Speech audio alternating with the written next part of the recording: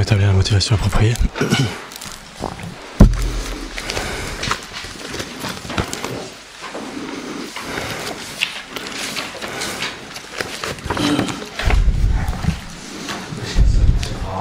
Qui consiste en 3 parties.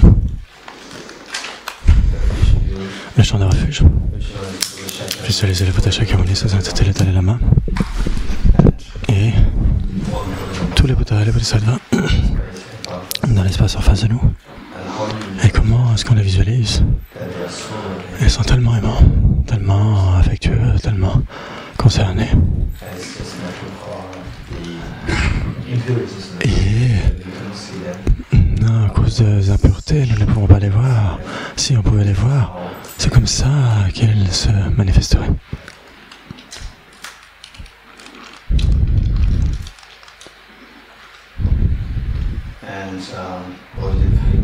Et le chant de Bodhicitta, visualisez vos deux parents, les enfants, tous les êtres, nos chères mères, autour de nous.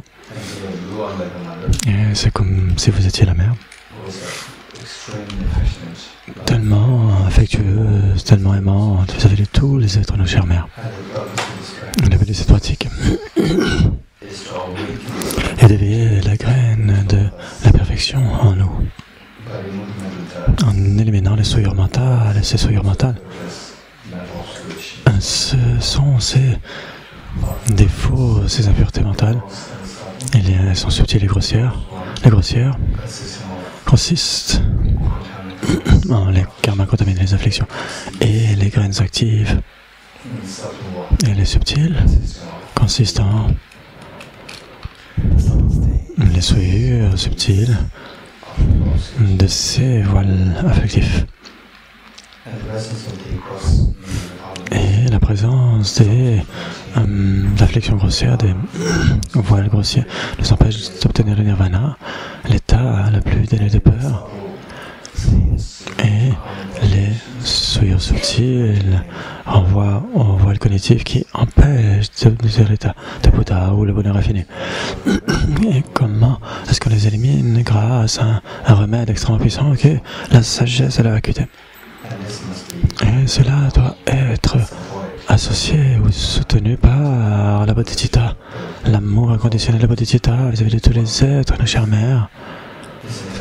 Et ça aussi est sous-tendu par le renoncement, souhaiter être libéré du samsara. Pour tout cela, nous avons besoin des méditations extensives, réflexion et la méditation, réflexion, étude, réflexion, méditation. Et donc c'est pourquoi. Imaginez avec cela à l'esprit, vous êtes le maître de chant et tous les êtres tout autour de vous se joignent à nous pour ces prières. Je rends hommage à Gautama qui par compassion a enseigné le saint Dharma afin d'écarter toutes les vues fausses. Je rends hommage à Gautama qui par compassion a enseigné le saint Dharma afin d'écarter toutes les vues fausses. Je rends hommage à Gautama qui par compassion a enseigné le saint Dharma afin d'écarter toutes les vues fausses.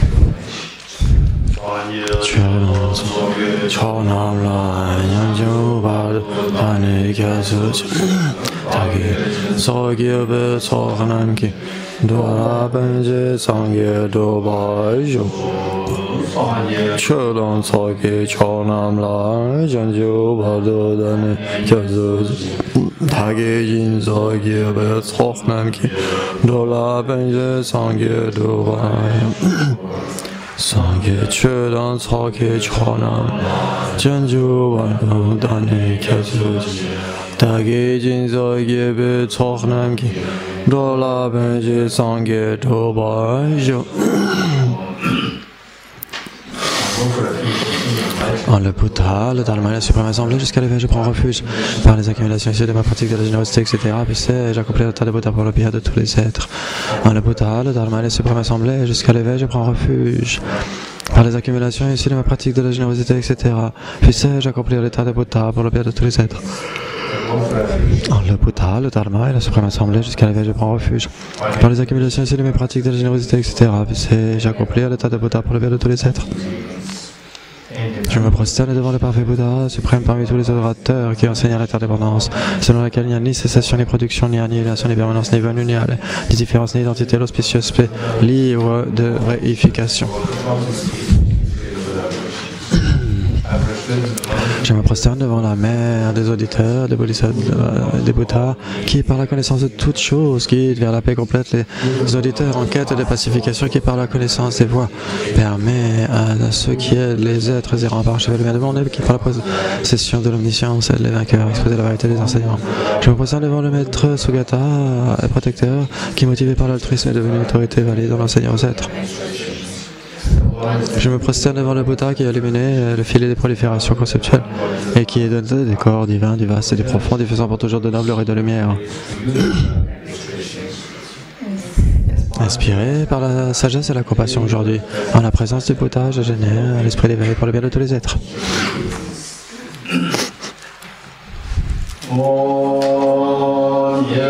Dharma hetu prabhava hetum te shantatagato yavadat te shanchayo niroda ham shramana yeswa om ye dharma hetu prabhava hetum te shantatagato yavadat te shamchayo niroda evam vadi mahashramana yeswaha om ye dharma hetu prabhava hetum te shantatagato yavadat te shanchayo niroda evam vadi mahashramana yeswaha. Tous ces phénomènes qui adviennent de cause, ces causes sont enseignés par le Tathagata, de même que leur cessation, ainsi parle le grand rond ensemble. Profond, apaisé, libre d'élaboration, claire lumière et incomposé, tel est le dharma semblable au nectar que j'ai découvert. N'ayant trouvé personne qui puisse comprendre cet enseignement, je me retirerai en silence dans la forêt. Inconcevable, inexprimable perfection de sagesse, sans naissance, ni cessation de la nature de l'espace, objet de la sagesse individuelle, je me prosterne devant la mer des vainqueurs de droit temps.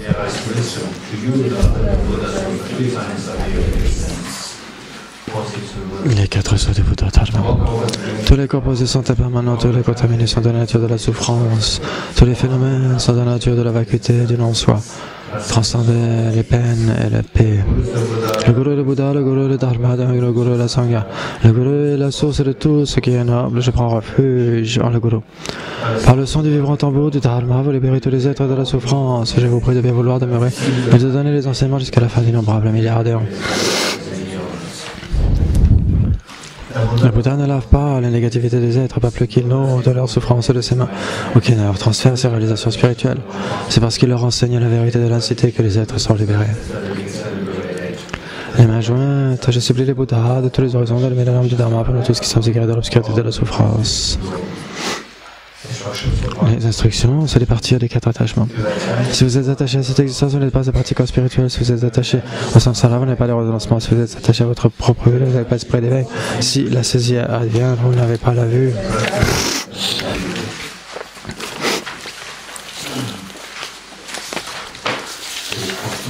Page qui suit la loi Buddha Shakyamuni.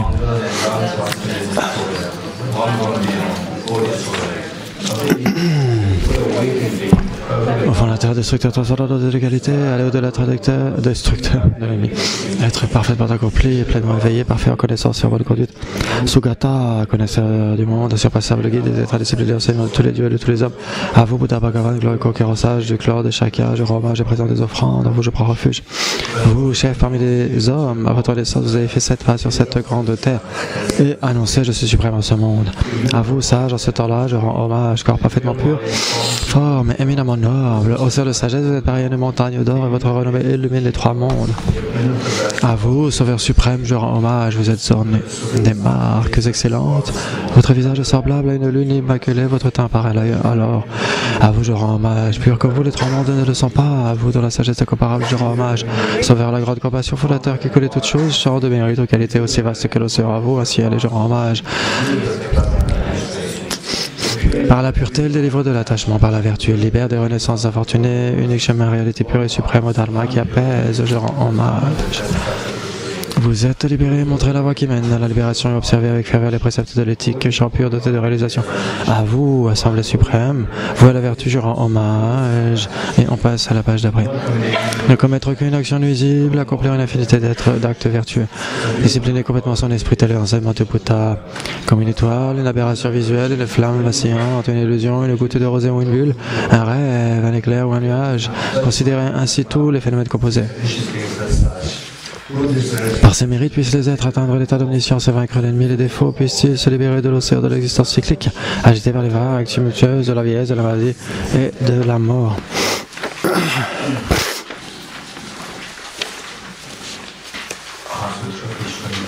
Le Sutra du cœur, la page d'après.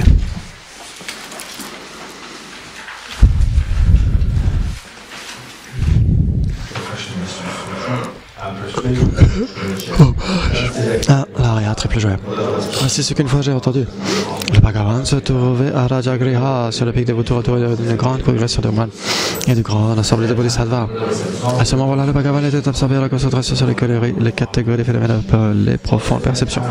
Au même moment, le bodhisattva Mahasattva Arya Avalokiteshvara contemplait la pratique même de la profonde perfection de sagesse. Et il vit que les 5 agrégats également étaient vides de nature propre. Puis, par le pouvoir de Bouddha, le vénérable Shariputra s'adressant à ces termes au bodhisattva Mahasattva Arya Avalokiteshvara. Les fils de la lignée désireux de pratiquer la profonde perfection de sagesse. Comment doivent-ils s'y prendre? Le bodhisattva Mahasattva Arya Avalokiteshvara répondit alors au vénérable Shariputra. Shariputra, les fils ou les filles de la lignée qui désirent pratiquer la profonde perfection de sagesse doivent la considérer de la manière suivante. Ils doivent contempler correctement et à maintes reprises le fait que les 5 agrégats, eux aussi, sont vides de nature propre. La forme est vide, la vacuité n'est pas autre que la forme, et la forme n'est pas autre que la vacuité. De même, la sensation, l'identification, les facteurs composés de la conscience sont-ils vides? Shariputra, ainsi, tous les phénomènes sont-ils vacuités, ils sont sans caractéristiques. Ils ne naissent ni ne cessent, sont ni souillés ni non souillés, les défis sont des parfaits. En conséquence, Shariputra, dans la vacuité, il n'y a ni forme, ni sensation, ni identification sur des facteurs composés des consciences. Ni œil, ni oreille, ni nez, ni langue, ni corps, ni mental, ni forme, ni son, ni odeur, ni saveur, ni objet du toucher, ni phénomène mental de l'élément de l'œil, ainsi de suite jusqu'à l'élément du mental et l'élément de la conscience mentale. Il n'y a pas d'élément. Il n'y a ni ignorance, ni élimination de l'ignorance, ainsi de suite jusqu'à ni vieillissement et mort, ni élimination du vieillissement et de la mort. Et à l'avenant, il n'y a ni souffrance, ni origine de la souffrance, ni cessation des voies, il n'y a ni sagesse transcendante, ni obtention, ni non-obtention. Shariputra, ainsi, puisqu'il n'y a pas d'obtention, les bodhisattvas se font-ils sur la perfection de sagesse et ils demeurent en elle, l'esprit sans voile et sans peur. Comme ils sont passés bien au-delà de toute erreur, ils parviennent au stade final du nirvana. C'est en s'appuyant sur la perfection de sagesse que tous les bouddhas des 3 temps, eux aussi, font naître pleinement le surpassable éveil parfaitement accompli. Aussi, le mantra de la perfection de sagesse, le mantra de la grande connaissance, le mantra auquel rien n'est supérieur, le mantra égal à l'inégalable, le mantra qui apaise à jamais toute souffrance doit être reconnu comme vérité car il ne trompe pas. Et voici le mantra de la perfection de sagesse. Tadyata Om Gate Gate Paragate Parasam Gate Bodhiswaha. Shariputra, c'est ainsi que Bodhisattva Mahasattva doit s'exercer la profonde perfection de la sagesse. Puis le Bhagavan sortit de sa concentration et loua le Bodhisattva Mahasattva Arya Avalokiteshvara en disant: Bien, bien, ô fils de la lignée, c'est ainsi, bien ainsi. C'est exactement comme tu viens de l'exposer qu'il convient de pratiquer la profonde perfection de sagesse et les Tathagata eux-mêmes se réjouissent. Lorsque le Bhagavan eut dit cela, le vénérable Shariputra, le Bodhisattva Mahasattva Arya Avalokiteshvara, l'entourage au complet, ainsi que le monde des dieux, des hommes, des asuras et des Gandharvas furent remplis de joie et louèrent les paroles du Bhagavan.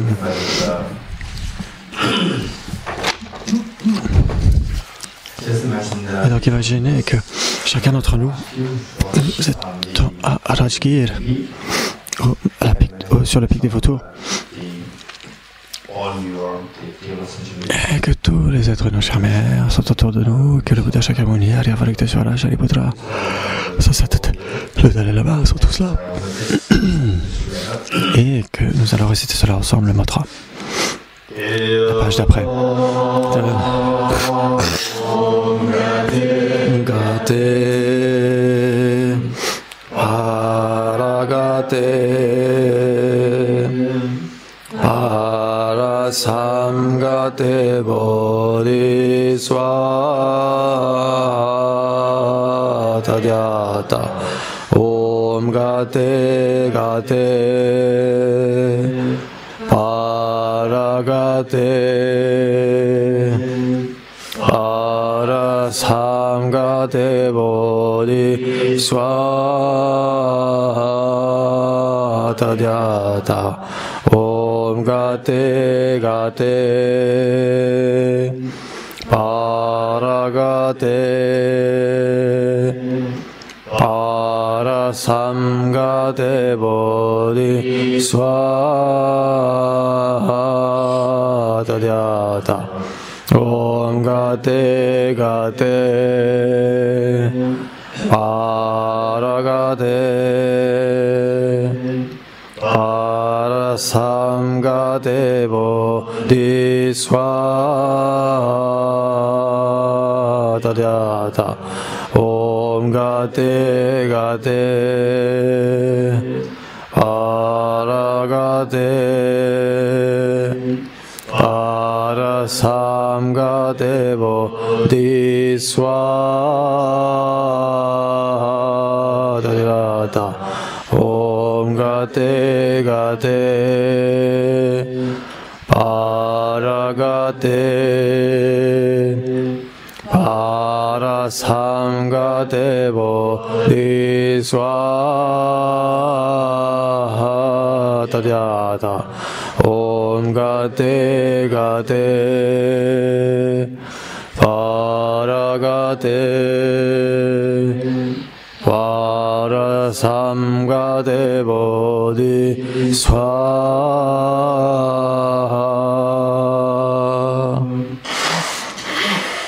Par les enseignements des trois joyaux suprêmes notés les pouvoirs de la vérité. Donc c'est la page d'après.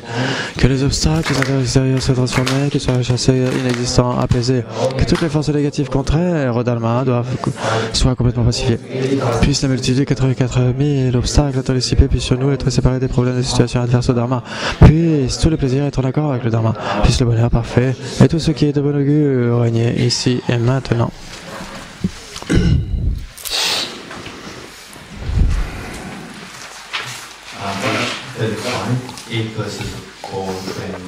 Ensuite, les 8 strophes de l'entraînement de l'esprit.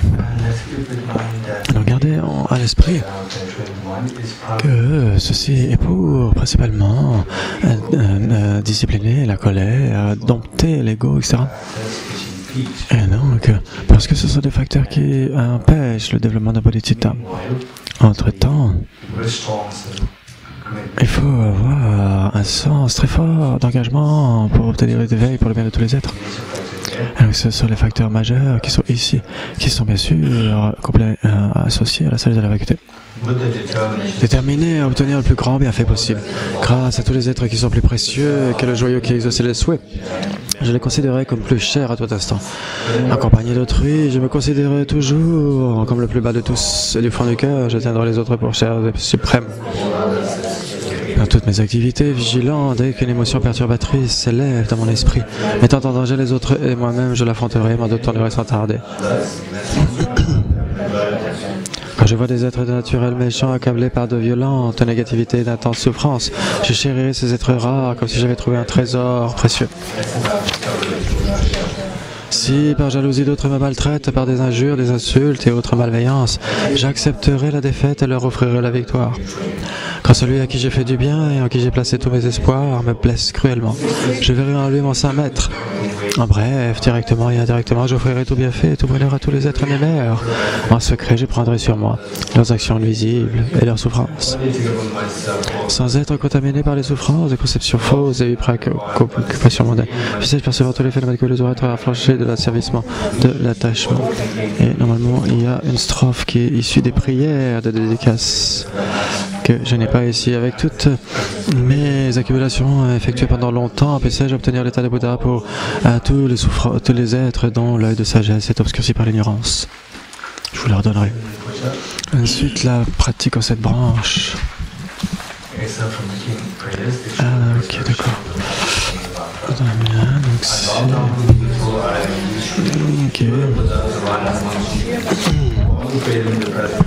Je représente devant le jeune Arya Manjushri au Bouddha des trois temps, aussi nombreux soit-il que qui demeurent dans les mondes et des directions, tous sans exception, avec vénération par le corps, la parole, l'esprit, je rends hommage. Par la force de la prière d'inspiration, la conduite excellente, j'imagine devant moi tous les victorieux, et avec des corps aussi nombreux que les particules contenues dans les terres de Bouddha, je me prosterne devant eux avec déférence. Sur chaque atome se trouve autant de Bouddha qu'il existe des particules, chacun entouré de Bodhisattva, c'est ainsi que j'imagine l'espace tout entier empli intégralement de victorieux. Chantant un océan de leurs louanges intarissables par les sons émis d'une infinité de voix mélodieuses, j'exalte les vertus de tous les victorieux et célèbre tous les Sugata. Des fleurs magnifiques, des guirlandes parfaites, des cymbales, des parfums, des ombrages excellents, des lumières divines, de l'encens exquis, tout cela je l'offre victorieux. Des vêtements parfaits, des parfums rares, des amas de poudre odorantes, si haut que le mont Mélo. Toutes ces excellentes offrandes disposées avec art, je les présente aux victorieux. Toutes les vastes offrandes insurpassables en pensée, je les adresse à tous les victorieux, mais par une grande foi, la conduite excellente. Je leur rends hommage et leur fais des offrandes. Sous l'emprise de l'attachement, de l'aversion, de l'ignorance, physiquement, verbalement, de même que mentalement, j'ai accompli des actes négatifs. Je les confesse tous des mérites des victorieux, des directions, de leurs fils spirituels, des réalisateurs solitaires, des auditeurs sur la voie de l'apprentissage et au-delà, des mérites de tous les êtres, quels qu'ils soient, de tout cela je me réjouis. Lumière sur les mondes et des directions qui avaient atteint en obtenant la connaissance sans obstacle. Oh, vous qui avez atteint l'éveil, oh, vous tous protecteurs, je vous supplie tourner la route du Dharma sur passage. Oh, vous qui envisagez de montrer le passage en parallèle Nirvana pour le bien et le bonheur de tous les êtres, veuillez demeurer autant d'air qu'il y a d'atomes dans les terres de Bouddha, les mains jointes, je vous implore. Par les prosternations, les offrandes, la confession, par la réjouissance, la requête et la prière, j'ai accumulé des vertus. Si faibles soient-elles, je les dédie toutes à l'obtention de l'éveil parfait.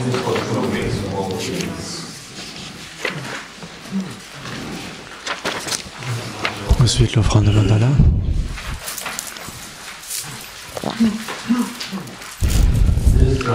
Cette terre, mointe de parfums jonchés de fleurs, ornée de mon mélo des quatre continents du soleil et de la lune, je la visualise comme un chant de Bouddha, je l'offre, puissent tous les êtres jouer de cette terre pure.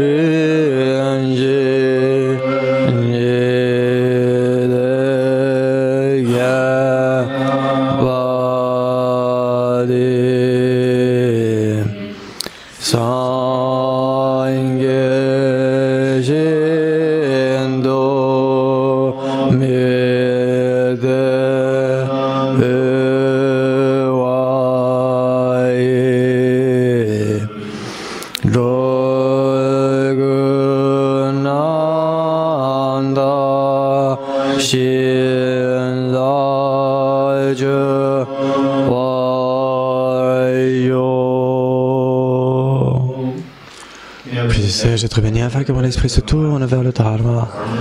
Puissais-je être béni afin que ma pratique du Dharma soit sur la voie correcte. Puissais-je être béni afin que la voie soit libre de défauts. Puissais-je être béni afin que le défaut soit vu à la lumière de la sagesse supérieure. Les quatre dharmas dévenables, Bhikshu, Mahasattva, tandis que je deviens frustré par l'ignorance qui saisit une existence véritable. Veuillez s'il vous plaît me bénir afin que je génère un renoncement authentique en voyant tous les aspects du samsara comme vicieusement repoussant. Veuillez s'il vous plaît me bénir afin que mon continent mental déborde de précieuses bodhicitta qui consiste à chérir au triple que soi-même. Veuillez s'il vous plaît me bénir afin que je possède une expérience immaculée de la sagesse de la vacuité qui ne voit pas même un atome de réalité intrinsèque et qui a pour fondement la compréhension que les choses adviennent en dépendance par le simple fait d'être conditionnées. Veuillez s'il vous plaît me bénir afin que mon continent mental déborde de la précieuse sagesse de félicité vacuité non réelle. Idam Guru Ratna Mandala Kaniriyatayami. Le fondement de toutes les qualités de la Matsankaraba. Le fondement de toutes les qualités est le maître bienveillant, pur et parfait. Se vouer à lui à la base de la voie, veuillez me bénir afin que réalisant clairement cela et m'y appliquant avec diligence, je me remette à lui avec grand respect. La liberté précieuse qu'offre cette renaissance, obtenue pour une fois, d'une valeur inestimable et difficile à retrouver. Veuillez me bénir afin qu'en comprenant cela, je fasse naître la pensée qui se relâche jour et nuit en extrait l'essence. Cette vie est aussi impermanente qu'une bulle d'eau, puisse-je me souvenir qu'elle décline rapidement et que très vite survient la mort. Après la mort, de même que l'ombre sur le corps, les actions blanches et noires sont suivies de leurs effets. Veuillez me bénir afin que, fermement convaincu de cela, je veille toujours attentivement à abandonner toute négativité si minime soit-elle et à accomplir toute action vertueuse. La poursuite des plaisirs samsariques est la portée de toute souffrance, source d'insatisfaction, ces plaisirs ne sont pas fiables. Veuillez me bénir afin que, ayant pris conscience de ces avantages, j'aspire intensément à la félicité de la libération. Suscité par cette pensée pure, naissent l'intention, la vigilance et une grande circonspection. Veuillez me bénir afin que je prenne à cœur l'observance de Pratimoksha, racine des enseignements. Tout comme je suis moi-même tombé dans l'océan de samsara, tous les êtres mémères y sont aussi tombés. Veuillez me bénir afin que j'en prenne conscience, m'exerce au suprême esprit et prenne la responsabilité de libérer tous ces êtres errants. Si je m'en tiens à la seule production de l'esprit d'éveil sans mettre en pratique les trois sortes d'éthique, je n'atteindrai pas l'éveil. Veuillez me bénir afin qu'ayant bien compris cela, j'observe avec grande ardeur les voies de Bodhisattva. Veuillez me bénir afin qu'ayant apaisé les distractions envers les objets incorrects et analysé correctement le sens de la réalité, je fasse naître rapidement dans mon continuum mental la voie qui unit Shamatha et Vipassana. Veuillez me bénir afin que, devenu un réceptacle pur par la pratique de la voie commune, je franchisse l'excellent guet des êtres fortunés, le suprême véhicule Vajra.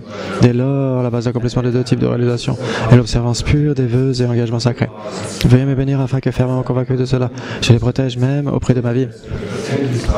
Veuillez me bénir afin qu'ayant réalisé l'importance des deux stades essence du Vajrayana, je réalise les enseignements du Saint Maître en m'adonnant avec grande ardeur et sans relâche à la pratique des 4 sessions. Ainsi puissent les maîtres qui montrent la noble voie et les amis spirituels qui la pratiquent jouir d'une longue vie. Veuillez me bénir afin que tous les obstacles intérieurs et extérieurs soient définitivement apaisés dans toutes mes existences sans jamais être séparés des maîtres parfaits. Puisse-je jouir de la splendeur du Dharma et parchever les qualités des terres et des voies. Puisse-je rapidement atteindre l'état de Vajradhara. Ensuite le Mixema, mantra. Avalokiteshvara, grand trésor de compassion sans objet, Manjushri, tout-puissant, à la sagesse immaculée, et Vajrapani, destructeur de toutes les hordes de Mara. Sankapa, fleuron des sages du pays des neiges, à vos pieds, le Sankarapa, j'adresse mes requêtes.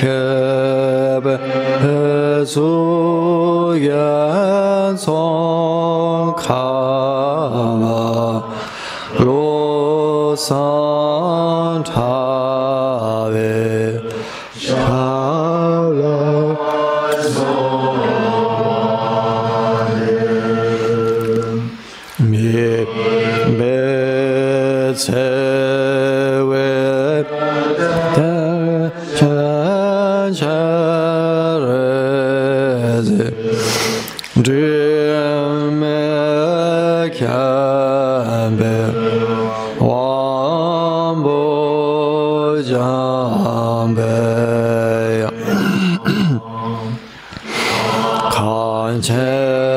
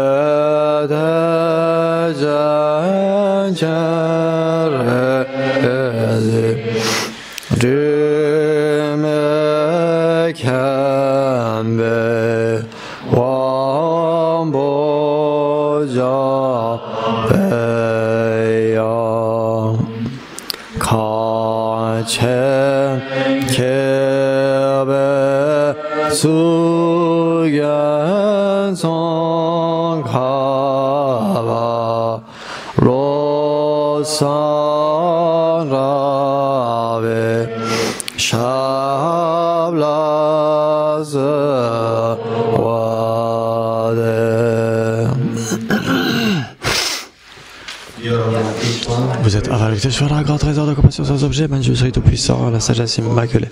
De même que vous êtes la famille destructeur de toutes les hordes de malheur.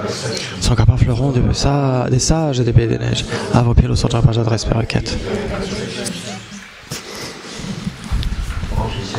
Ensuite, générer l'état d'esprit intégral. Et donc, il y a 4 choses à garder à l'esprit. La focalisation, le renoncement au détita et la sagesse de la vacuité. La focalisation. Pour cela, j'aimerais réitérer les points 3 et 4. Les 3, c'est le laxisme mental et l'excitation mentale. Ces 2 erreurs, ces 2 défauts qui peuvent possiblement survenir dans la méditation. Alors, nous devrions les identifier de très bonne manière et générer l'habitude que dès l'instant où ils surviennent, voyez comment vous éloignez de cela en employant le point 4.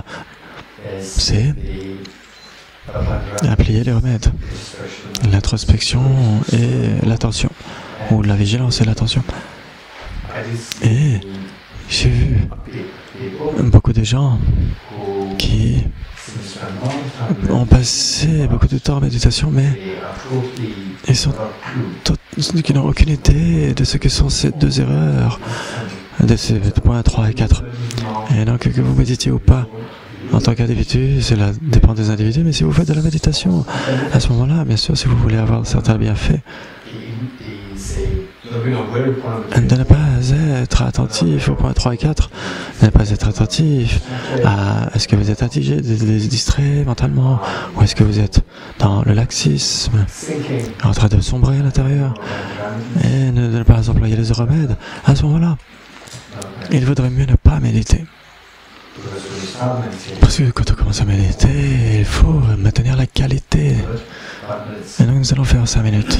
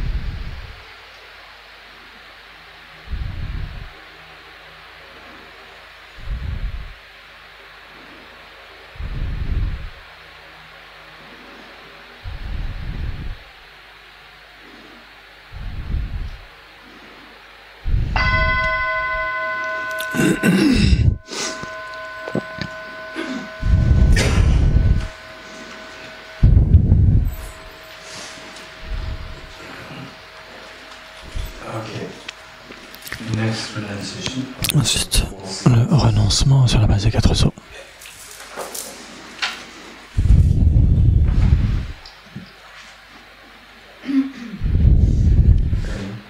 Prêt?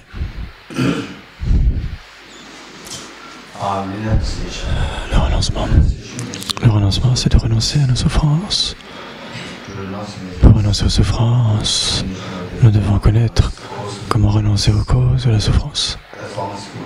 Sans que nous n'allons pas éliminer les causes de la souffrance. Les souffrances ne viendront jamais à leur terme d'elles-mêmes. C'est pourquoi la Bouddha a mentionné les vraies souffrances et les vraies origines. Tous ces phénomènes qui surviennent de causes. Et quelles sont les causes? Hetum tesham tatagato yavadat. Et quelles sont ces causes? Sont indiquées par le Tathagata, le Bouddha. Le Bouddha a enseigné les 4 vues fausses, ignorantes, qui engendrent les souffrances. Il faut éliminer ces conceptions fausses qui, à tort, considèrent les phénomènes impermanents comme permanents, qui considèrent les phénomènes impurs comme étant purs, qui considèrent les phénomènes douloureux de la souffrance comme étant le bonheur, et les phénomènes dénués de soi comme étant associés à soi. Le premier, il faut éliminer cette conception fausse. C'est pourquoi le Bouddha a mentionné tous les phénomènes composés sont impermanents. Pensez à votre jeunesse. Quand il y a 10 ans, par exemple, ou quand il y a 15 ans, et non, pour certains d'entre nous, il y a 20 ans, 40 ans, cette jeunesse est partie. De la même façon, de nombreux amis de ces jours-là, ou des personnes âgées de ces temps-là,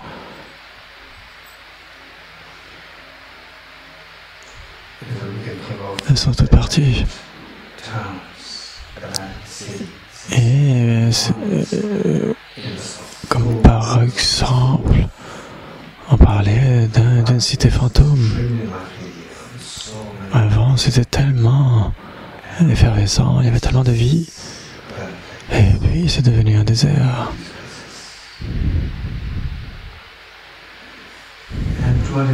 Il y a 200 ans en arrière, ou 300 ans en arrière, si nous regardons l'histoire, tous ceux qui advenaient à l'époque, où est-ce que sont partis ces personnes sont parties, sont toutes parties. Et dans 200 ans, si on compare avec aujourd'hui, toutes les personnes, les 8 milliards d'êtres humains actuellement seront tous partis.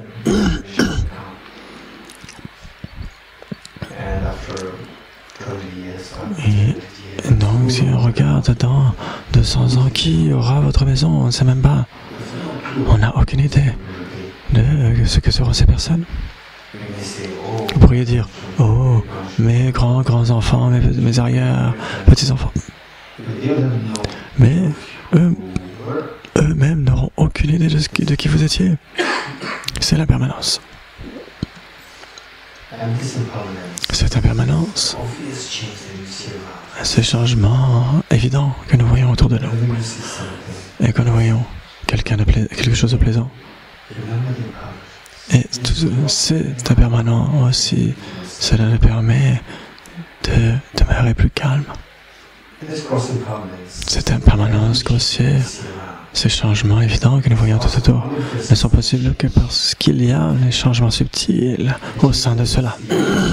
Les changements que nous voyons sur une année, 10 ans, 20 ans, ne sont possibles que s'il y a les changements au sein de cela, année après année, mois après mois, semaine par semaine, jour après jour, heure après heure, minute après minute, seconde après seconde, milliseconde après milliseconde, et nanoseconde après nanoseconde. C'est comme ça que les choses changent. Si On regarde par exemple un long week-end, ou une journée c'est déjà bien. Une journée c'est déjà bien. On peut passer du temps en retraite. En retraite, pour méditer sur l'impermanence, pour voir à quel point tous les phénomènes composés sont impermanents, ils changent d'instant en instant. Vous allez voir le monde de manière très différente. Et d'innombrables afflictions inutiles, l'attachement, la soif, la saisie, la colère, tout vont s'estomper. Tous les conflits inutiles vont s'estomper.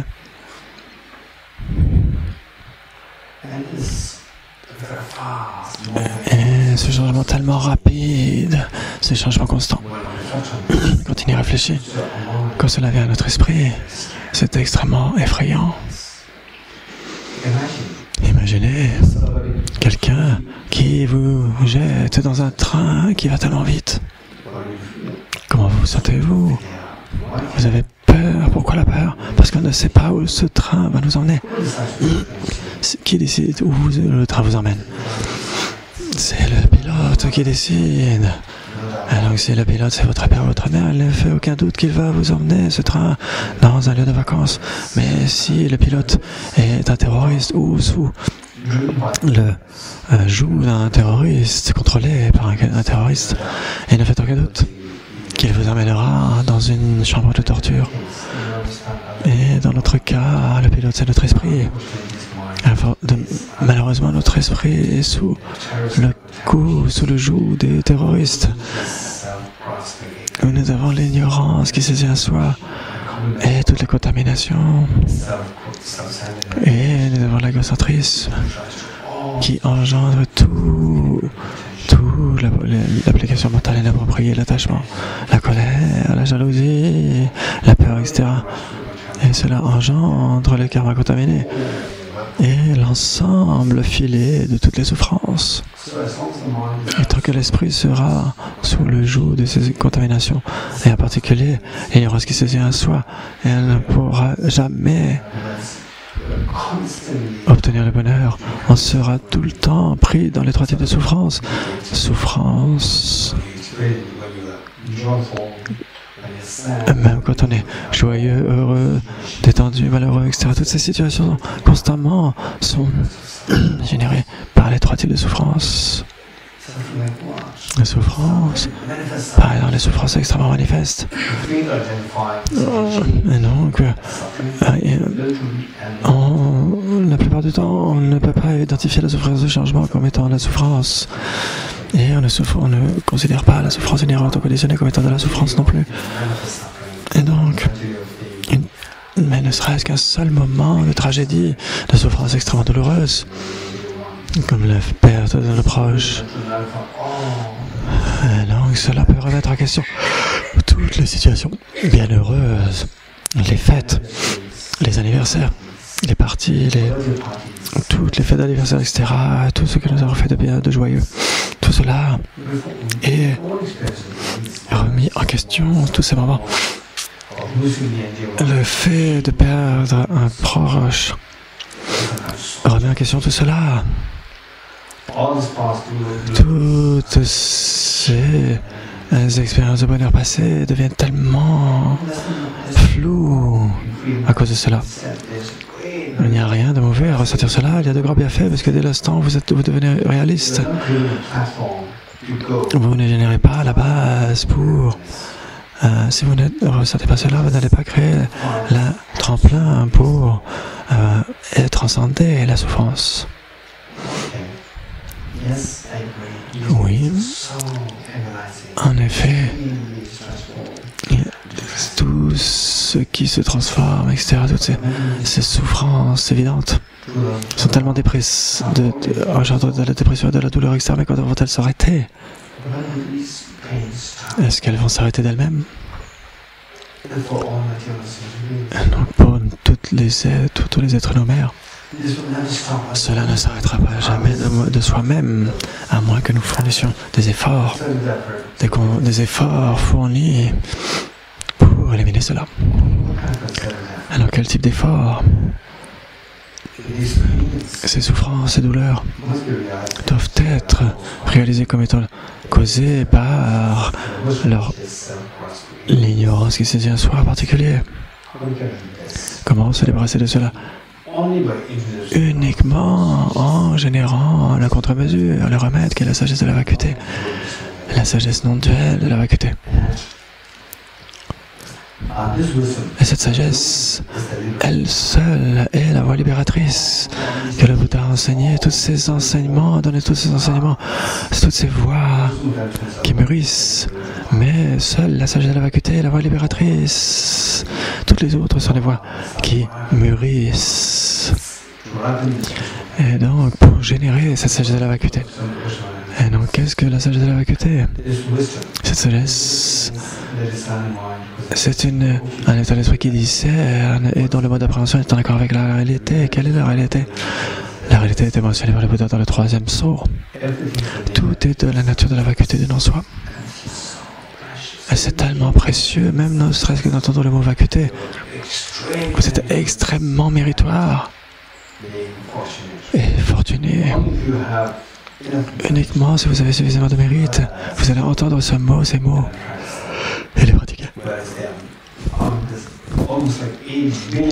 Mais regardez sur ces 8 milliards d'êtres humains sur cette planète, il n'y a même pas 5%, même pas 2% de ces êtres humains qui ont entendu ce que le Bouddha a enseigné, que tout est de la nature de la vacuité du non-soi. Et sans penser, sans parler des insectes, des dévas, des prétas, etc. C'est comme ça, c'est la réalité. Quelle est cette sagesse? Quel est le sens de toute la nature de la vacuité du non-soi? Et donc, comme nous méditons sur la vacuité, ce que nous faisons, c'est que, bien sûr, ce sera une méditation guidée. C'est simplement de suivre les instructions et de voir comment est-ce qu'on peut invoquer l'expérience.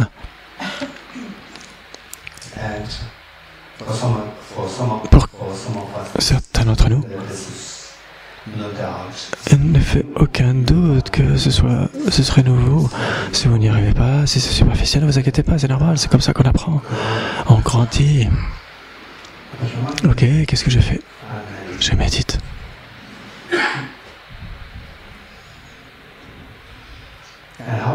Et comment cette personne avec laquelle vous identifiez comme étant je, comment est-ce qu'elle vous apparaît? Comme un rêve créé par votre esprit ou non, qui n'a rien à voir avec l'esprit, rien à voir avec le rêve, comme si c'était solide, si objectifié ici. Oui, cela apparaît tellement comme cela, cette croyance. C'est l'ignorance qui saisit un soi et croire que le soi qui existerait de manière si objectifiée, si solide, indépendant de l'esprit. Et donc, comment est-ce qu'on sait que croire que cet esprit est objectivement réel et c'est l'ignorance? Comment est-ce qu'on sait que le soi n'existe pas de la façon dont il nous apparaît? Comment est-ce qu'on le sait? Si le soi existait de manière si objective, c'est au niveau de ce que dit Ajahn Nagarjuna. Si le mirage était de l'eau, pourquoi ceux qui se rapprochent ne voient-ils pas de l'eau? Et donc, si le soi de la même façon existait de manière si objective, pourquoi ceux qui se rapprochent ne voient-ils pas ce soi existant de manière si objective? Et donc nous allons nous rapprocher de l'objet.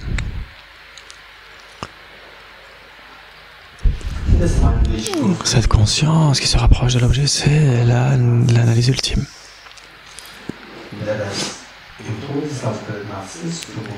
Et donc, nous allons nous rapprocher de l'esprit, de l'objet, pour voir si ce soi existe vraiment. C'est la façon dont il apparaît, on se rapproche de l'objet, grâce à l'analyse ultime. Tout ce qui est trouvé comme n'étant pas le soi, on va simplement l'ignorer. Donc, on se rapproche de l'objet, de notre personne. On voit les 6 éléments, on voit d'abord la peau. Bien sûr, ce n'est pas moi. Parfois, il y a des gens qui sont brûlés et la peau est brûlée, mais la personne est toujours là. Et derrière cette peau, il y a les tissus lymphatiques. Et puis les muscles, les cartilages, les os, le squelette entier est là. Et le cœur, les poumons, le foie, les pancréas, les reins, l'estomac, les intestins. Rien de cela, rien de ces parties solides n'est le soi.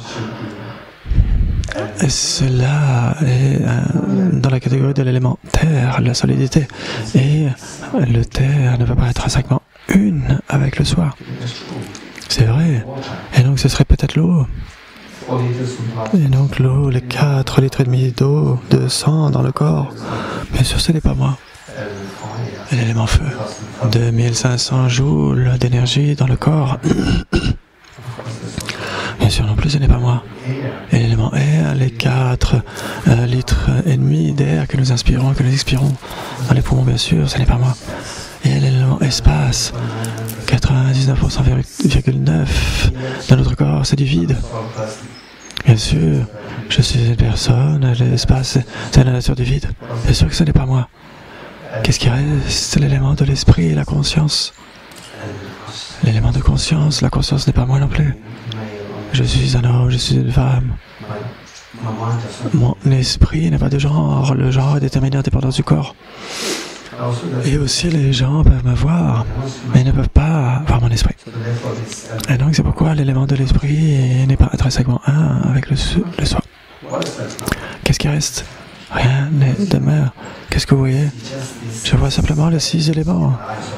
Au regard de l'analyse ultime. Lequel des 6 éléments que vous avez vus maintenant serait identifié comme intrinsèquement un avec le soi? Aucun. Oh, il n'y a rien qui, du côté de l'objet, serait identifié comme étant intrinsèquement un avec le soi. Aucun de ces éléments ne serait identifié comme étant intrinsèquement un avec le soi. Donc s'il n'est pas intrinsèquement un, il pourrait être avec les 6 éléments, avec ce moment-là, il pourrait être intrinsèquement différent de ces 6 éléments. Et donc nous allons voir, éliminer les 6 éléments, mettez les 2 côtés, qu'est-ce qui reste? Rien ne reste là. Et donc cela il est vraiment clair que, au regard de l'analyse ultime, aucun de ces éléments n'est intrinsèquement un avec le soi, ni intrinsèquement différent avec le soi. Et donc vous êtes tellement rapproché de l'objet, du côté de l'objet, où est ce soi? Et rien n'est là du côté de l'objet qui pourrait être identifié comme étant le soi, ça c'est sûr. Demeurez dans cette expérience de la négation non affirmative.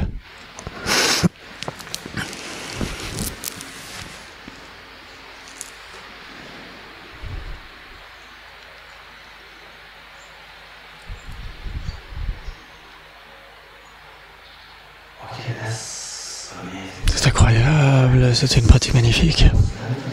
Donc, quels sont les bienfaits de cela? De la façon que le soi va se dissoudre dans la sagesse de la vacuité. On peut ressentir une forme de froid dans le dos, etc. Si ça arrive, il ne faut pas s'inquiéter, il faut continuer dans les études. Continuez dans plus de réflexion et plus de méditation et par la suite nous allons voir la merveille de cette réalité de la vacuité. Cet espace de la vacuité de la même façon que le soi se dissout de la sagesse de la vacuité. Toutes nos peines que nous n'aimons pas. La peur du Covid-19, la peur de perdre les proches, la douleur que vous avez un cancer, etc. Toutes ces peurs se développent, se dissolvent dans la sagesse de la vacuité, dans l'expérience de la réalité ultime, la vacuité, qui est la réalité au regard de l'analyse ultime. Toutes ces souffrances, toutes ces peines se dissolvent. Demeurer dans cette expérience, c'est ça qui est transcender les peines. Et à ce moment-là, c'est tellement stable, incroyablement stable, une félicité immense, une paix immense. Et demeurer dans cela, c'est ça le sens de transcender les peines, c'est la paix ultime. Et l'aspiration d'obtenir cette expérience dans la vacuité dans laquelle toutes les peines se dissolvent. Cette aspiration est la compréhension finale du renoncement. Je n'irai pas contre ce qu'on appelle le renoncement, c'est vouloir échapper aux souffrances. Mais ici, c'est une compréhension extrêmement raffinée. Donc, toutes les autres descriptions de renoncement, c'est ok. Mais renoncer aux souffrances, dans l'expérience de la vacuité, où toutes les souffrances, les peines se dissolvent. Ça, cette aspiration de demeurer dans la vacuité où toutes les peines se dissolvent. Et avec stabilité, c'est connu comme étant le renoncement. C'est la compréhension la plus finale de renoncement, demeurer dans cette expérience pendant un temps. Mais sais-je, et moi et tous les êtres sans exception expérimenter cette vacuité de manière non duelle, dans laquelle toutes les peines, toutes les souffrances sont transcendées dans une grande stabilité.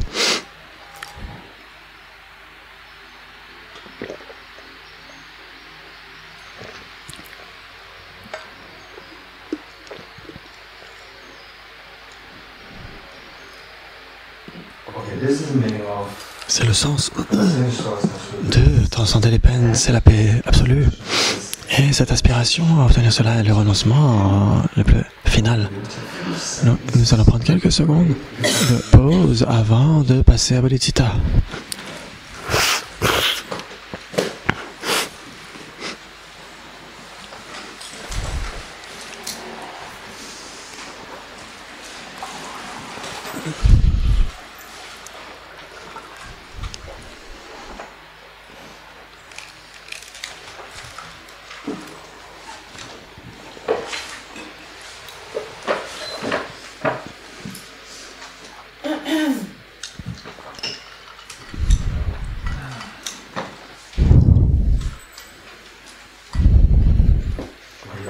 Vous êtes prêts?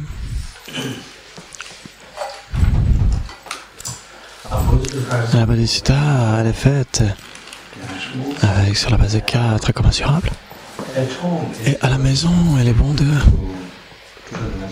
faire cette méditation sur la base de méthodes. Parce que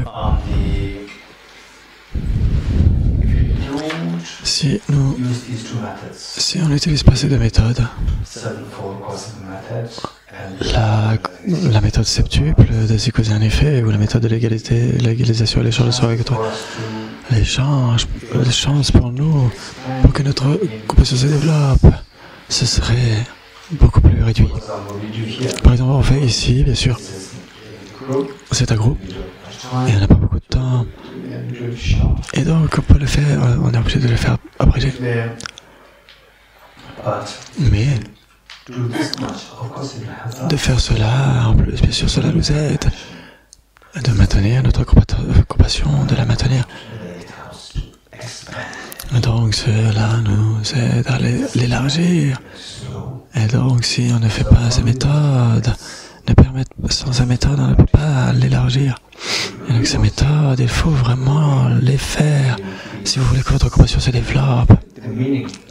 Que le sens de la Bodhicitta. Et quand vous allez dire le mot Bodhicitta, vous allez ressentir quelque chose. Et donc c'est en dépendance de ces deux méthodes.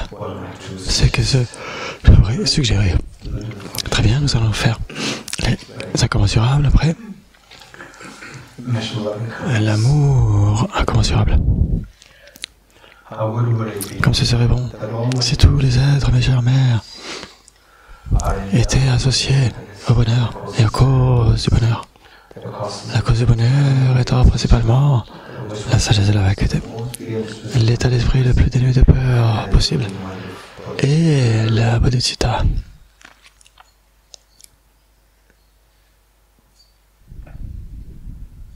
Comme ce serait bon si puissent tous les êtres, mes chères mères, être associés au bonheur et aux causes du bonheur.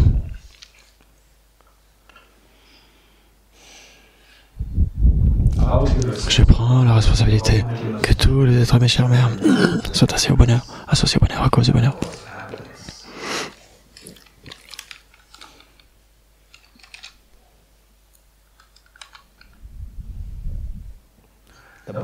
Les Bouddhas et les Bodhisattvas sont témoins de votre engagement tellement courageux Et ils sont intensivement heureux.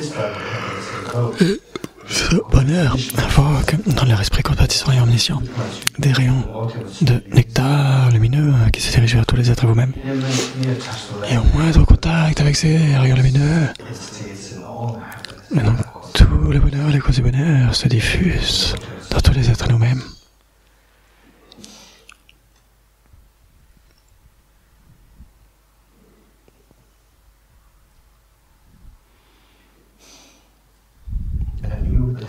Et vous êtes témoin de cet état miraculeux. Vous prenez 3 soupirs de soulagement.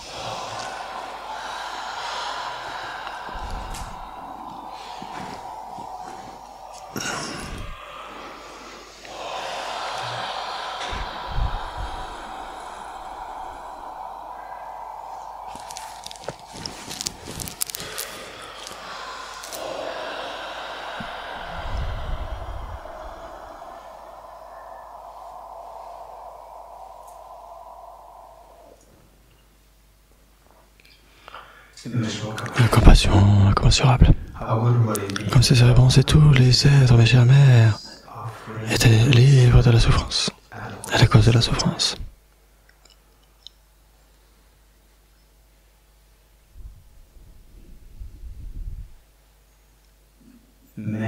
Puissent tous les êtres, mes chères mères, être libres de la souffrance et des causes de la souffrance. Je prends la responsabilité que tous les êtres, mes chères mères, soient libres des souffrances et les causes de la souffrance. Les causes de la souffrance principalement consistent en l'ignorance qui saisit à soi et l'égocentrisme. Et les résultats de cela, sous la forme de l'application mentale inappropriée, les afflictions et le karma contaminé.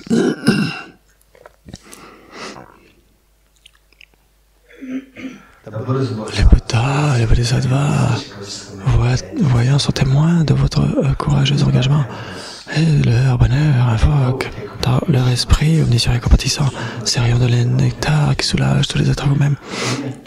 Et au moindre contact avec ces rayons lumineux, toutes les souffrances de tous les êtres sont éliminées, les causes de la souffrance aussi, en vous-même et tous les êtres.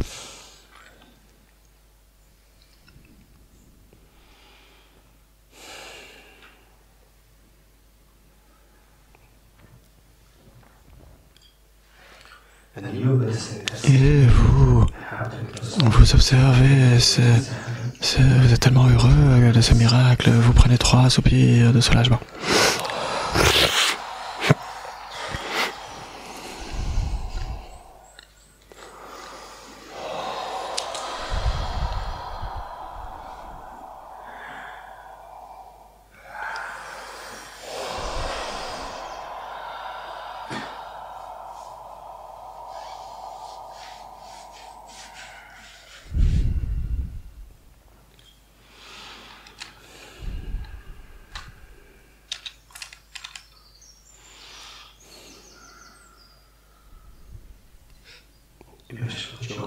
La joie incommensurable. Comme si vraiment si tous les êtres, mais jamais, n'étaient jamais séparés du bonheur et des causes du bonheur. Puissent tous les êtres, mes chères mères, n'être jamais séparés du bonheur et des causes du bonheur.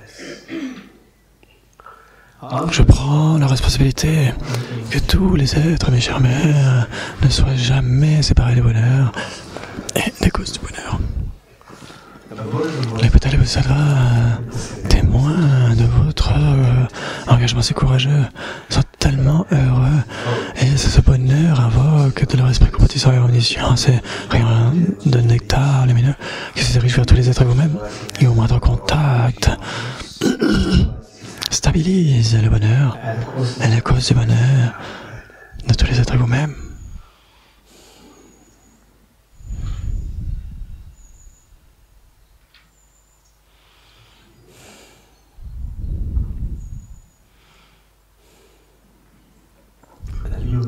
Et vous êtes tellement soulagé, tellement heureux de voir tous les êtres associés au bonheur. Vous prenez 3 soupirs de soulagement.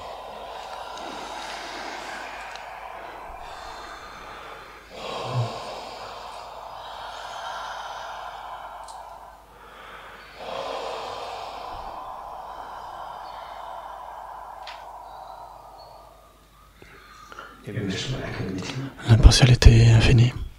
Comme ce serait bon si tous les êtres, mes chères mères, étaient libres des biais de l'attachement excessif vis-à-vis de certains et de l'aversion vis-à-vis d'autres. Et donc, au lieu de cela, elle demeure dans un grand état d'impartialité, embrassant tous les êtres de nos chères mères d'un même regard, sans en exclure aucun.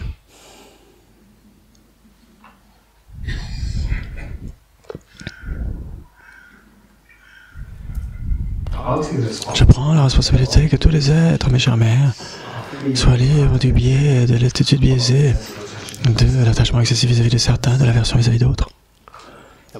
Les Bouddhas et les Bodhisattvas, constatant cet engagement si courageux, comme une mère qui pendant tellement d'années est déçue du comportement de son enfant et aujourd'hui, pour une fois, son fils ou sa fille qui a 12 ans ou 10 ans, qui dit à la mère, « Maman, tu as tout fait pour nous, tu as tellement donné pour nous. Tu as tout ce qui a fait, tu nous as tellement aimés, et maintenant que nous avons grandi, tu peux te reposer. » La mère n'en croit pas ses oreilles et ses yeux. Elle est tellement chanceuse, tellement joyeuse, que des larmes coulent. Et c'est exactement ce qui a dit un Bouddha et un Bodhisattva. Voyant, ils sont tellement heureux, tellement fiers de vous. Et donc, ayant vu que vous avez fait cet engagement courageux, bien que vous ayez encore, que vous soyez encore des êtres samsariques vous-même, votre engagement aujourd'hui pour le bien de tous les êtres, tous les Bouddhas et Bodhisattvas sont tellement heureux, tellement fiers de vous, que ce bonheur invoque de leur esprit de compassion, d'omniscience. C'est nectar lumineux qui se dirige vers tous les êtres vous-même. Et au moindre contact avec ce rayon lumineux, vous libère tous de l'attitude biaisée, de l'attachement excessif vis-à-vis de certains, de l'aversion vis-à-vis d'autres. Et infuse dans notre esprit l'impartialité immense qui embrasse tous les êtres d'un même regard sans en exclure aucun.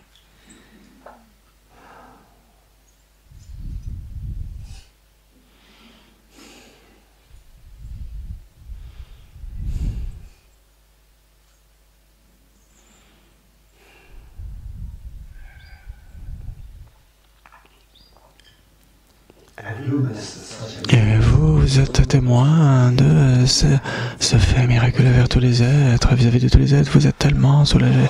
3 soupirs de soulagement.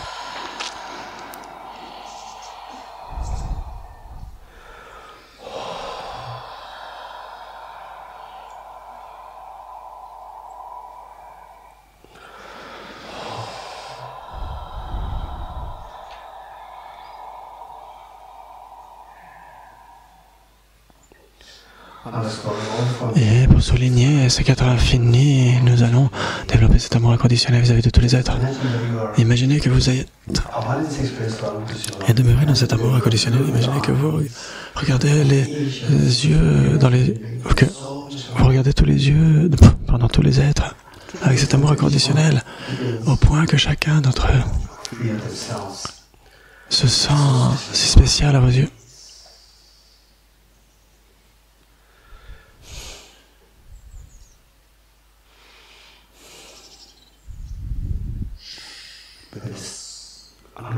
Avec cet amour inconditionnel, vis-à-vis de tous les êtres, avec les mains jointes, nous allons développer cet engagement de bodhicitta, tous ensemble, 3 fois. Puissais-je accomplir l'état de Bouddha pour le bien de tous les êtres, mes chères mères. Puissais-je atteindre l'état de Bouddha pour le bien de tous les êtres, mes chères mères. Puissais-je atteindre l'état de Bouddha pour le bien de tous les êtres, mes chères mères.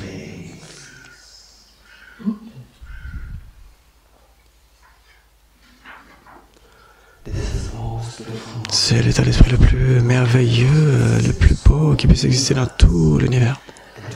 Et aujourd'hui, nous l'avons généré, transformé lentement cette attitude merveilleuse bodhicitta en un disque de lune merveilleux, immaculé, lumineux et horizontal à votre cœur.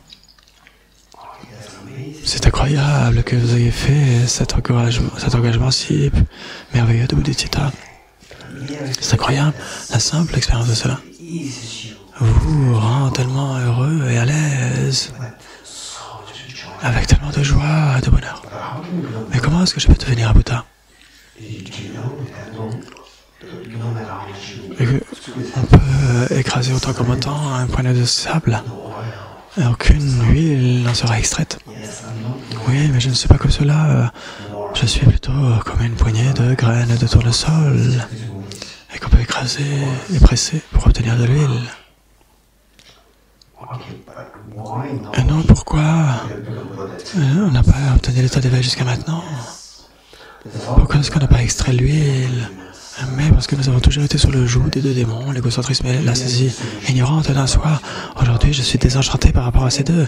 Je ferai tout pour les exterminer. Quel type d'effort allons-nous fournir pour exterminer ces deux démons? L'effort de la sagesse de la vacuité, non-duel, la bodhisattva ultime. À quoi cela ressemble? Essayer de générer à nouveau cette sagesse de la vacuité que nous avons effectuée avec le troisième saut. Qu'est-ce que je fais? Je médite. Comment cette personne avec laquelle vous identifiez le soi vous apparaît-elle? Cela semble tellement objectif là, ou comme un film projeté par le projecteur. Bien sûr, comme existant là, comme semblant exister là de son propre côté, c'est l'ignorance qui se dit à soi. Comment est-ce que je peux me débarrasser de cela? Souvenez-vous de ce qu'a dit Arya Nagarjuna. Si le mirage était de... Si le soi existait de son propre côté, exactement comme Arya Nagarjuna l'a mentionné, si le mirage était de l'eau, pourquoi ceux qui se rapprochent n'en voient-ils pas de l'eau? Donc si ce soi existait de la manière de purement objectif, exactement tel qu'il nous apparaît, nous allons nous rapprocher de l'objet. Et donc, soumettez ce soi à l'analyse ultime en vous rapprochant du côté de l'objet. Qu'est-ce que vous voyez? Vous allez voir les 6 éléments. L'élémentaire, l'eau, le feu, l'air, l'espace, la conscience. Et maintenant, vous êtes rapprochés tellement de l'objet. Avec le regard de l'analyse ultime, qu'est-ce qui est là? Le soi qui existerait de son propre côté, ce serait intrinsèquement avec les 6 éléments ou séparé intrinsèquement des éléments. Rien ne peut être identifié comme étant le soi demeuré dans cette expérience pendant un temps.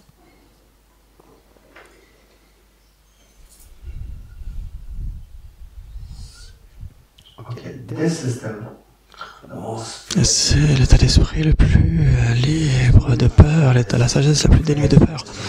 Transformez lentement cette sagesse de la vacuité en un vajra immaculé blanc lumineux qui demeure vertical au cœur du disque de lune, à votre cœur. Ok, c'est incroyable. Maintenant, nous avons l'ensemble de lune et de vajra qui symbolise la bodhisattva conventionnelle pour écraser l'égocentrisme. Et le vajra, c'est la bodhisattva ultime pour exterminer toutes les souillures mentales. Les voiles affectives et les voiles cognitifs dans leur ensemble. Cela garantit que nous expérimenterons l'absence de peur totale qui est le nirvana et le bonheur infini de l'éveil, et c'est garanti. C'est incroyable.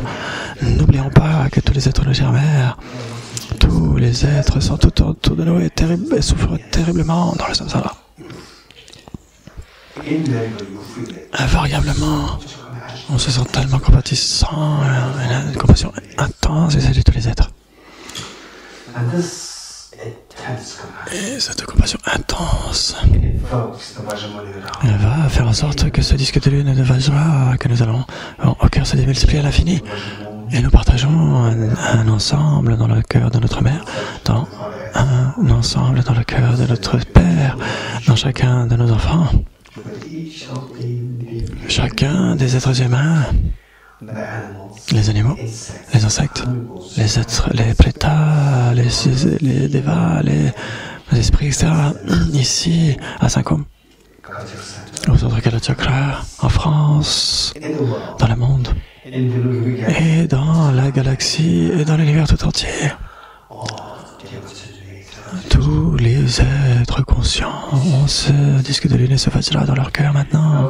C'est incroyable. Et n'oublions pas que les Bouddhas et les Bodhisattvas nous observent. Et pourquoi ne pas les inviter, les Bouddhas et les Bodhisattvas, à être les témoins de notre prise des Bodhisattvas d'aspiration? Et en tant que geste pour les inviter, nous allons faire, nous et tous les êtres, 3 prosternations devant tous les Bouddhas et Bodhisattvas. Et tous les êtres se joignent à nous.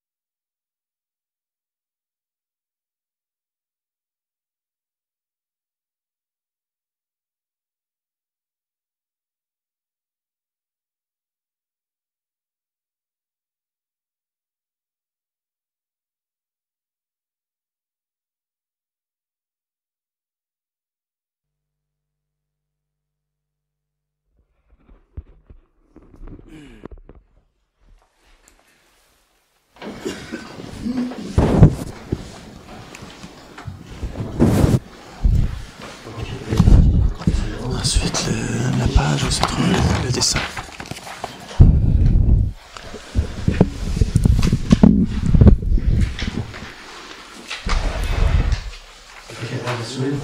Nous allons renforcer la visualisation des Bodhisattvas dans l'espace en face de nous, tellement aimant, tellement affectueux. Imaginez que vous, comme un jeune enfant, une jeune fille ou un jeune garçon, qui pour la première fois à l'école fait un spectacle, et vos parents sont là, ils sont venus, ils ont tout mis de côté, tous leurs travaux, etc., juste pour vous soutenir. Et c'est exactement ce que font les Bouddhas et les Bodhisattvas. Ils sont tellement heureux. Et c'est à cause de notre karma que nous ne les voyons pas, mais il faut aucun doute qu'ils sont là. Et nous visualisons bien sûr tous les êtres nommés, et c'est comme si nous les emmenions avec nous dans ce voyage vers le bonheur et l'absence de peur. Et donc, les Bouddhas, tous les êtres tout autour de nous participent dans cette cérémonie, et nous allons réciter les strophes ensemble, du fond du cœur. Là où il y a le dessin du disque de Navajara. Je prends refuge dans les 3 joyaux, je confesse toutes mes négativités individuellement. Je me réjouis des vertus de tous les êtres, je maintiens le précieux éveil en mon cœur. Je prends refuge dans les 3 joyaux, je confesse toutes mes négativités individuellement. Je me réjouis des vertus de tous les êtres, je maintiens le précieux esprit d'éveil en mon cœur. Je prends refuge dans les 3 joyaux, je confesse toutes mes négativités individuellement. Je me réjouis des vertus de tous les êtres, et je maintiens le précieux esprit d'éveil en mon cœur. Guru Bouddha et Bodhisattva, veuillez s'il vous plaît me prêter attention. De même que les Bouddhas du passé ont généré l'attitude de Bodhicitta, de même qu'ils maintenaient avec succès la conduite des Bodhisattvas, je vais moi aussi générer l'attitude de Bodhicitta pour le bien de tous les êtres et m'engagerai avec succès dans la pratique des Bodhisattvas. Guru Bouddha Bodhisattva, veuillez s'il vous plaît me prêter attention. De même que les Bouddhas du passé ont généré l'attitude de Bodhicitta et de même qu'ils maintenaient avec succès la conduite des Bodhisattvas, je vais moi aussi générer l'attitude de Bodhicitta pour le bien de tous les êtres et m'engagerai avec succès dans les pratiques des Bodhisattvas. Guru Bouddha Bodhisattva, veuillez s'il vous plaît me prêter attention. De même que les Bouddhas du passé ont généré l'attitude de Bodhicitta et de même qu'ils maintenaient avec succès la conduite des Bodhisattvas, je vais moi aussi générer l'attitude de Bodhicitta pour le bien de tous les êtres et m'engagerai avec succès dans les pratiques des Bodhisattvas.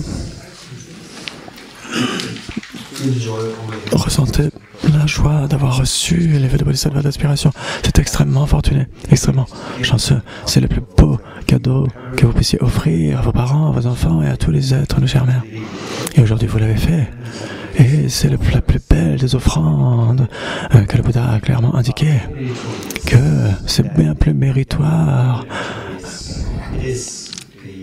Bien plus méritoire. Et un moment de compassion. Si on... L'accumulation de mérite est bien supérieure qu'au fait d'offrir l'univers tout entier rempli de joyaux à tous les Bouddhas Bodhisattvas. Et donc aujourd'hui, cet état d'esprit de Bodhicitta, et donc nous avons pris ces vœux d'aspiration. C'est la plus belle des offrandes que nous ayons pu faire à tous les Bouddhas Bodhisattvas. Et pour vous-même, Et donc c'est le sens de votre existence. Vous avez donné un sens à votre vie. Et là, c'est grâce à la bonté. Et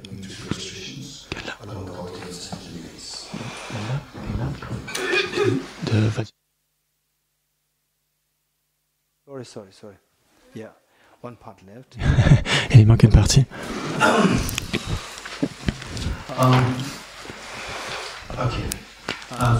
Et donc, les Bouddhas et les Bodhisattvas sont tellement heureux de voir que ce que vous avez fait aujourd'hui. Et ce bonheur que ressentent les Bouddhas et les Bodhisattvas invoquent le disque de lune et le Vajra dans leur cœur qui se développe à l'infini, qui se démultiplie. Et comme une pluie diluvienne vient rejoindre ceux que vous avez dans le cœur, et ils deviennent non-duels, stabilisés et bénis. De la même façon, toutes ces répliques de disques de lune de Vajra dans le cœur des Bouddhas et des Bodhisattvas, comme une pluie diluvienne, il y a des ensembles qui viennent dans le cœur de votre mère, dans le cœur de votre père, dans le cœur de chacun de vos enfants. Et tous les êtres ici à Saint-Côme, au centre Kala Chakra, et toutes les personnes en France, dans le monde, tous les êtres dans tout l'univers. Et de la même façon, ainsi ils deviennent non-duels, stabilisés et bénis. Et oui, c'est la plus belle des offrandes qu'on puisse faire au Bouddha et au Bodhisattva. Et c'est le sens de votre vie. Et donc nous voyons que si nous pouvons observer notre existence, ce que nous avons fait depuis la Genèse jusqu'à maintenant, ce que nous avons fait aujourd'hui, c'est tellement plus doué de sens, de signification. Tout ça, c'est grâce à la bonté des Bouddhas et des Bodhisattvas. Et pour les remercier, nous allons faire 3 prosternations avec tous les êtres, nos mères.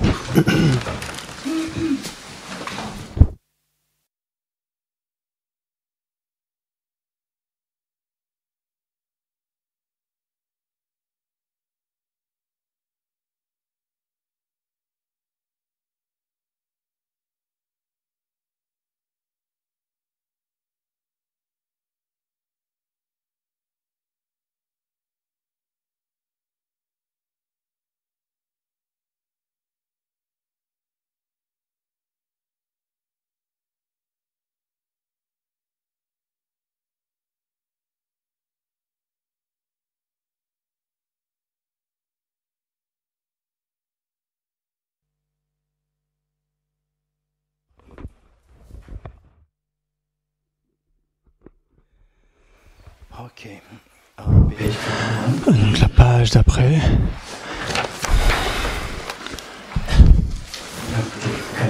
Pour nous connecter avec le fait de prendre le Vedanta au cours de nos existences à venir, pour étudier, réfléchir et méditer. Au cours de toutes mes vies à venir, puissais-je toujours être guidé par le Bouddha compatissant, et puissais-je maintenir les 2 précieuses Bodhisattvas même au prix de ma vie. Au cours de toutes mes vies à venir, puissais-je toujours être guidé par le Bouddha compatissant, et puissais-je maintenir les 2 précieuses Bodhisattvas même au prix de ma vie. Au cours de toutes mes vies à venir, puissais-je toujours être guidé par le Bouddha compatissant, et puissais-je maintenir les 2 précieuses Bodhisattvas même au prix de ma vie. Voici donc comment les sages, ayant saisi fermement cet esprit, pour le développer plus encore, doivent glorifier l'esprit d'éveil. À présent, ma vie a fructifié et j'ai obtenu une précieuse existence humaine. Aujourd'hui, je suis né dans la famille des Bouddhas, je suis devenu un enfant des Bouddhas. À partir de maintenant que je ne fasse rien qui ne soit en accord avec ma famille, jamais je ne dois altérer cette noble et pure lignée. Comme un aveugle ayant trouvé un joyau dans un tas de poussière, de même est né en moi cet esprit d'éveil, un événement extrêmement rare. Il est le nectar suprême, triomphant de la mort dans la transmigration. Il est le trésor inépuisable, éliminant la pauvreté des êtres. Il est la médecine suprême, apaisant les maladies du monde. Il est l'arbre invitant au repos ceux errants, fatigués sur le chemin de l'existence cautionnée. Il est le pont universel qui laisse tous les êtres s'échapper des royaumes inférieurs. Il est la lune croissante de l'esprit calmant la tourmente des perturbations. Il est le grand soleil qui émet une fin en méprise et au lieu trouble de ce monde. Il est le beurre qu'un essentiel produit quand le dharma est baraté. Puisque pour ceux parcourant le chemin de l'existence et transmigrateur, hôte, désirant, joueur de bonheur, ceci est le moyen suprême dans la félicité. Par lui, ses hôtes d'honneur seront complètement rassasiés. Aujourd'hui, en présence de tous les protecteurs, j'invite tous les êtres à la félicité ultime et en attendant le bonheur mondain que Dieu et demi-dieu tous soient heureux. Les efficaces. Je dédie les mérites ainsi accumulés à la réalisation des activités, des prières des Bouddhas, des Bodhisattvas des trois temps, et au maintien du Dharma des écritures de réalisation.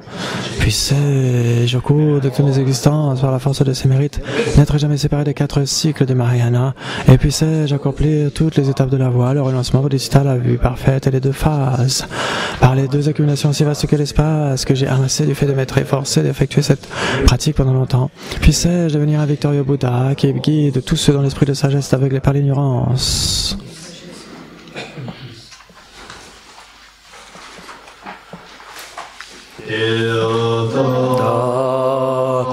Om Gate Gate Aragate Arasamgate Bodhi Swaha Dadyata Om Gate Gate Paragate Parasamgate Bodhi Swaha Dadyata Om Gate Gate Paragate Parasamgate Bodhi Swaha